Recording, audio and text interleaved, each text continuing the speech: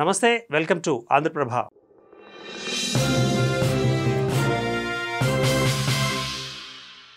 Private కాలేజీల ప్రతినిధులతో Telangana deputy CM బట్టి విక్రమార్క, మంత్రి దుద్దిళ్ల శ్రీధరబాబులు జరిపిన చర్చలు ఫలించాయి. ఫీజు రీయింబర్స్మెంట్ బకాయిలు చెల్లించాలంటూ సోమవారం నుంచి ఉన్నత విద్యాసంస్థలు బంద్ చేపట్టిన విషయం తెలిసిందే.